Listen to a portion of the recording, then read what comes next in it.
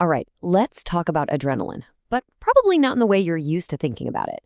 For this explainer, I want you to think of your body's adrenaline system like a piece of high-performance engineering. We're going to pop the hood, look at its design specs, its intended purpose, and, most importantly, a critical failure mode that a lot of people actually mistake for a feature. Okay, let's dive in. And this whole thing really kicks off with what is essentially a bug report. This is a real question someone asked a health expert named Alex. Think about it. They're doing all the right things, living an active life, but they're seeing zero improvements. And they've noticed their system is just running hot, constantly pumping out adrenaline. This right here, this paradox, it's a huge clue that there's a fundamental error somewhere in this system. And that's the problem we're here to diagnose today. You know, to debug any complex system, you first have to understand the original design. You need the blueprint. So we're going to start right there, looking at why this primal alarm system even exists and what it was originally engineered to do.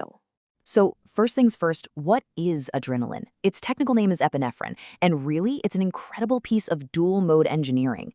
See, it acts as a hormone, which means it travels through your bloodstream for a widespread systemic effect. But it's also a neurotransmitter, sending super high-speed targeted signals between your nerve cells.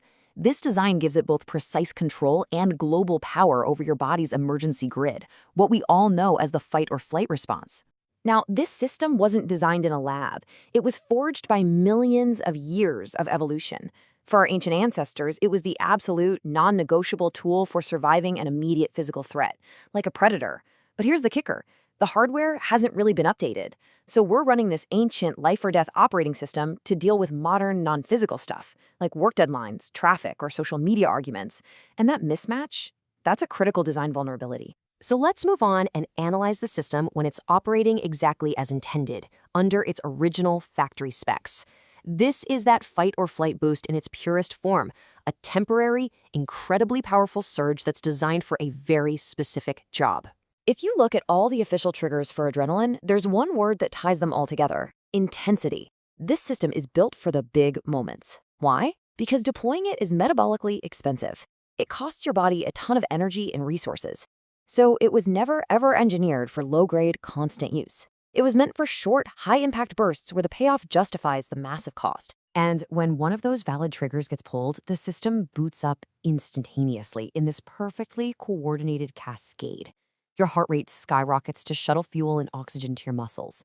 The airways in your lungs widen to maximize that oxygen intake. Your liver dumps stored glucose into your bloodstream for a shot of high-octane fuel. And your brain sharpens, cutting down your reaction time. It is a masterclass in biological engineering for peak short-term performance. In fact, this mechanism is so powerful and so reliable that we've actually weaponized it for modern medicine. An EpiPen, that's just pure epinephrine. It can reverse a fatal allergic reaction. We use it to restore a heart that's stopped. This really hammers home what its intended purpose is. It's the ultimate break glass in case of emergency tool for acute, life-or-death situations. Okay, so we've seen the design, we know how it's supposed to work. Now we're going to pivot. What happens when that alarm system breaks? What happens when the signal gets stuck in the on position? Let's identify the error. And this leads us to the logical but flawed question. If this hormone is a life-saving performance enhancer, why wouldn't more of it be better? It's a common misconception that we are about to completely dismantle. This idea that running hot is the same thing as running well. And here is the core conflict. On one side, you have the common belief, maybe something you've even heard from a doctor, that feeling adrenalized means you're operating at a high level. But the insight from Alex that we're exploring here is the polar opposite. Constant adrenaline isn't a sign of performance at all. It's a symptom. It's a diagnostic red flag that the whole system is actually stuck. This brings us to the actual failure analysis. We're going to define this broken state, and we'll call it survival mode. And I need to be crystal clear here. This is not an upgrade. It's not an enhanced feature. It's a critical system error that prevents your body from repairing, adapting, or making any real progress. So what's the root cause of this failure? It actually lies in that design limitation we talked about earlier.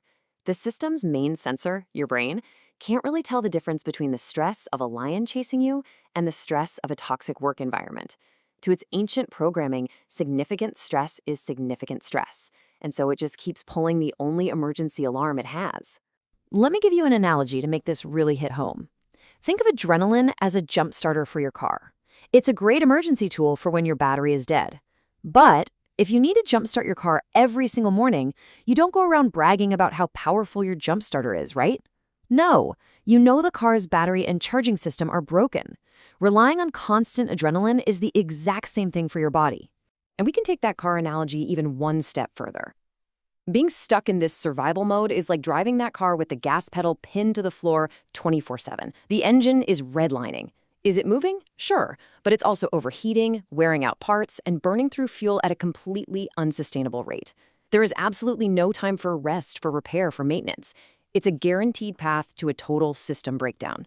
So let's pull all this together into a final diagnosis. This isn't just about managing a small fault. We're talking about a state that actively degrades every other part of the system. This is the critical system warning. This table really lays it all out. It's crucial to distinguish between two different states. On one hand, you have damage control. This is a system that's under stress, but it's still functional. It's mitigating harm, like a car with a slow oil leak that you just keep topping off. But survival mode is a whole different category. It's a critical failure. The system believes it's in constant danger, so its function is no longer to mitigate. It's actively depleting all your resources and preventing any chance of repair. The outcome isn't a slow decline, it's total system erosion and, eventually, failure. This entire analysis brings us to one single, unambiguous conclusion. Constant adrenaline is not a feature. It is not a performance upgrade. It is the single most critical warning light on your body's dashboard, a light that indicates a failure so fundamental it demands you investigate it immediately. So, what's the big takeaway here? We've established that the constant alarm, the adrenaline itself, is just the symptom. It's not the root cause. A good engineer doesn't just stare at the warning light. They open the hood to find out why it's on. So the real question isn't that the alarm is ringing. The real question is, why? What is the underlying fault that's forcing the system to keep pulling that emergency lever? Figuring out that root cause, and more importantly, learning the protocols to shift your system out of that survival mode failure state and back into a manageable damage control mode, well, that's the entire next phase of this diagnosis. And if you want that framework, if you want to find that solution, Alex is waiting for you at askalex.one.